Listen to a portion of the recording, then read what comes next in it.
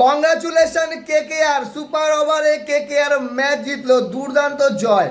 যদিও এই কেকেআর মনে হচ্ছিল প্রথম দিক থেকে ম্যাচ হারবে, কারণ প্রথমে ব্যাট করে মাত্র 155 রান করে, আর সেই রান করে ডিফেন্ড করা সম্ভব না। কিন্তু লখনৌ সুপার জায়ান্টসের স্লো ব্যাটিং, এডেন মাকরাম এবং ঋষভ পান্ত যেভাবে স্লো ব্যাটিং করেছে, পুরো প্রেশার চলে আসছে। শেষের দিকে 25 বলে 52 রান, শেষ ওভারে 17 রান লাগে, সেখানে থেকে মোহাম্মদ শামি 6 মেরে স্কোর লেভেল করে এবং সুপার ওভারে খেলায় পৌঁছায়। আমি অবাক হলাম, নিকোলাস পুরান এবং এডেন মাকরাম এই দুইজন মিলে লখনৌ সুপার জায়ান্টসকে পুরো হারিয়ে দিল।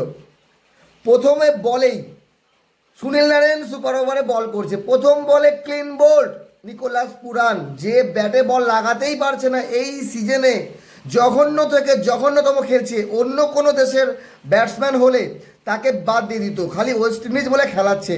নিকোলাস পুরান গত সিজনে ভালো খেলেছে, কিন্তু এবার কিচ্ছু করতে পারছে না। তারপরের বলে ঋষভ পান্ত সিঙ্গেল নেয় এবং এডেন মাকরাম আসে তৃতীয় বলে, এডেন মাকরাম মারে 6 তো হয় না, রবম্যান পাওয়াল ক্যাচ ধরে বাউন্ডারি লাইনে যাওয়ার আগে ক্যাচ দিয়ে দেয় রিঙ্কু সিংয়ের কাছে, তো মাত্র 1 রান করে। আর প্রথম বলে রিঙ্কু সিং 4 মেরে ম্যাচ জিতিয়ে দেয় কলকাতাকে।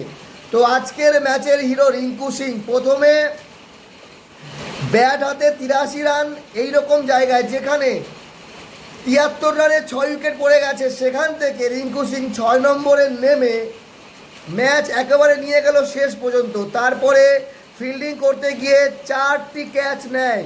তো বন্ধুগণ, অনেক অনেক অভিনন্দন, কেকেআর ম্যাচ জিতেছে। এই মুহূর্তে পয়েন্ট টেবিলের কেকেআর পৌঁছে গেছে 8 নম্বরে, আর লখনৌ সুপার জায়ান্টস সবার নিচে। লখনৌ, কেকেআর, মুম্বাই, আমার মনে হয় না এই 3টি দল প্লে অফে পৌঁছাতে পারবে। তবুও কিছু ম্যাচ ভালো খেলে যদি ওপরে যেতে পারে।